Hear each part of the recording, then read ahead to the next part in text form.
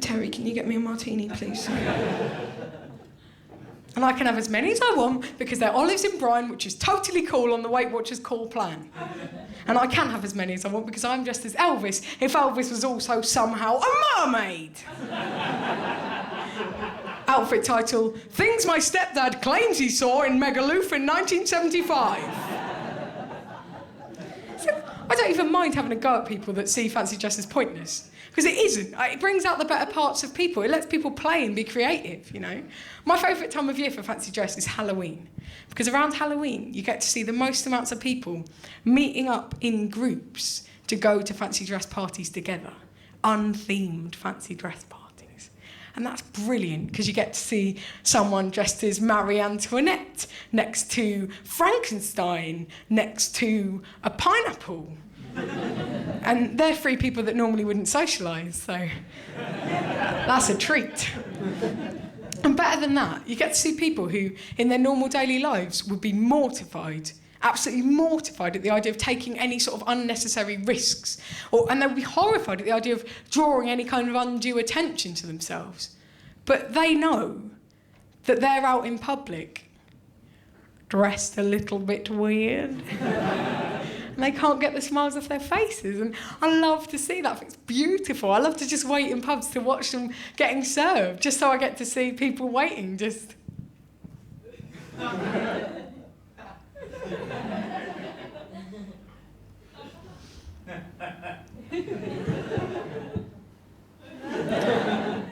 Can I have a Grole Chenin gin and tonic, please? £4.35. I haven't got a pocket.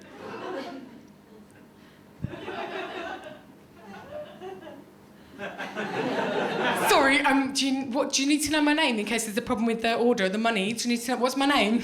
It's Queen Elizabeth I. I should have got a Bloody Mary. Not really, sorry, it's Louise, I work in accounts.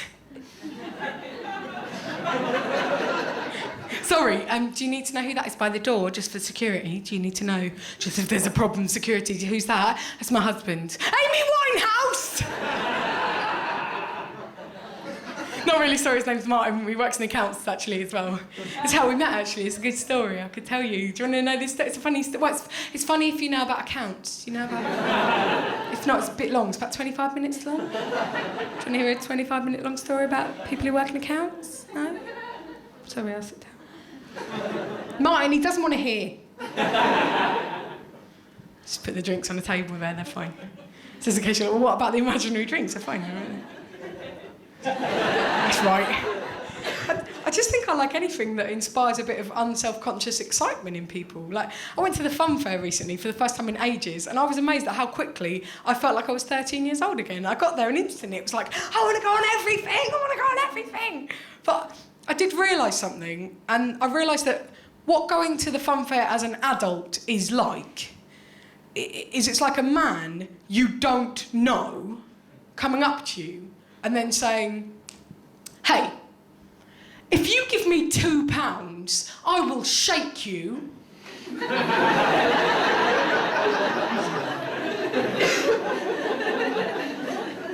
And then you going, all right. Hey, if you give me £2.50, I will give you a toy to the value of 10 pence. And the illusion that you are good at a sport. Yeah, all right. Look at that on the Darts King! Thank you very much. Look at that, that's bigger than my daughter. Will you shake me again? Yes, I will. Will you fillet me behind the waltzers in exchange for free rides? No, because I'm not actually 13 anymore. I didn't really fillet a man behind the waltzers. It was on a train. That is a real punchline. And a genuine regret. The thing is, I like things that are celebrations. I went to St Ives over New Year's, and everyone wears fancy dress, and it's wonderful because you find yourself speaking to all kinds of people, and they really bring down the barriers that people put up normally to shield themselves from having to interact with strangers in public. And I think anything that does that is a good thing, because I think living in a city, it's so hard not to get wound up by everyone around you. You're grumpy, you're tired, it's crowded, and you just start reducing everyone around you into falling into one of two categories. Pardon me. You can't hide if you're amplifying your voice. People guess. But yeah, everyone around you starts falling into one of two categories. You get tired, you get grumpy, and yeah, they're either an object in your way or a cunt.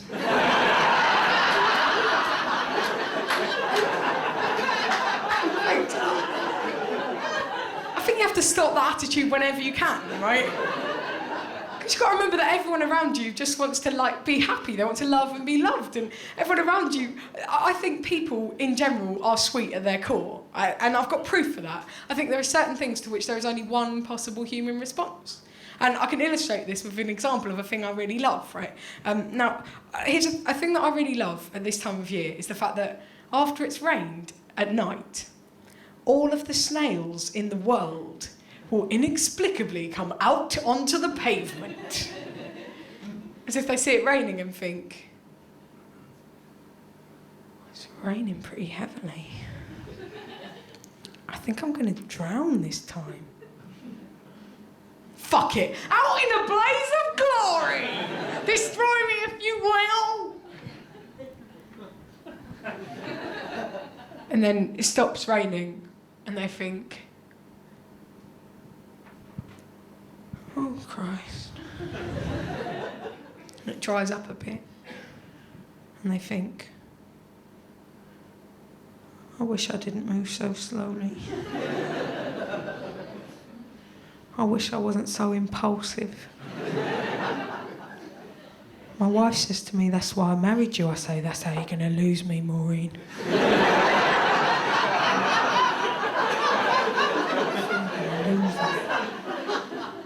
I think there is only one possible human response to the following set of circumstances, right? And that is, you've been out with your friends and you've had dinner and you've had drinks and you've had a lovely night and you're walking home, right? And it's rained, so it's crisp and it's cool, but it's not too cold and the sky is clear. And you're looking up at the stars and you're thinking, oh, it's such a lovely night. I love my friends so much. And suddenly you hear crunch, crunch, crunch, right? If you do anything other than the following thing, which is to go, oh, God, sorry, I'm so sorry, then you are not a human being. That is the question they will ask to find out where the cyborgs are hiding. That and, are you a cyborg? I don't know if you know, cyborgs cannot lie. That's our only defence against them in the ultimate humans versus cyborg war, which will happen.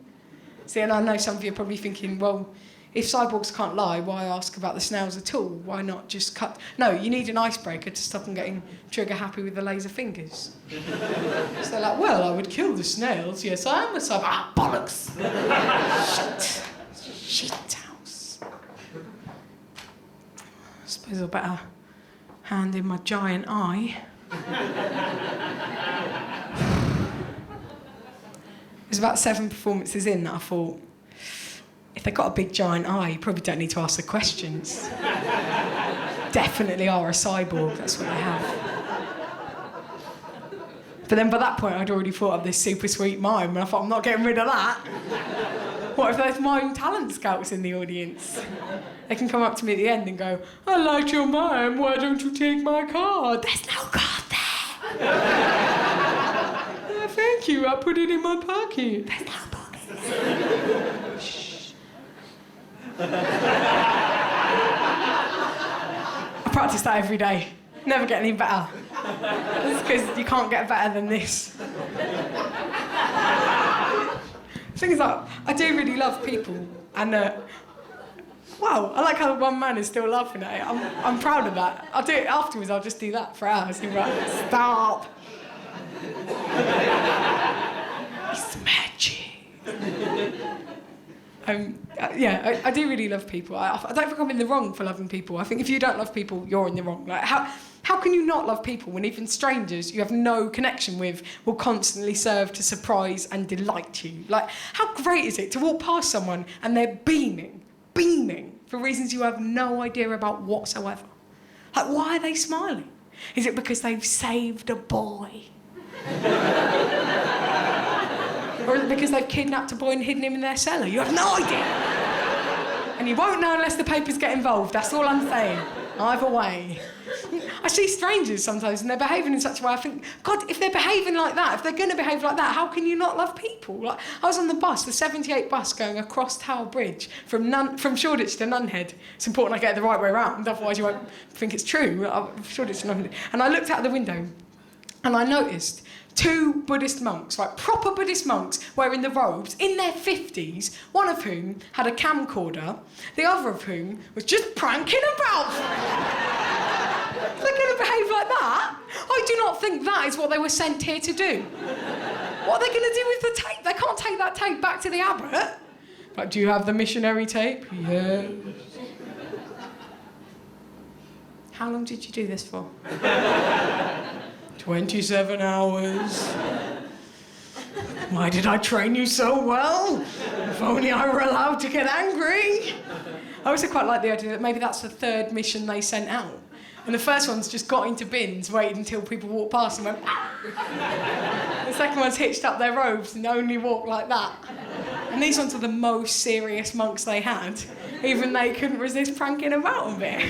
And I went camping with my friends to Cornwall, and we went in a traditional Cornish pub, and in it there were some traditional Cornish men singing traditional Cornish folk songs, the kind of song that ends, "And she never came home."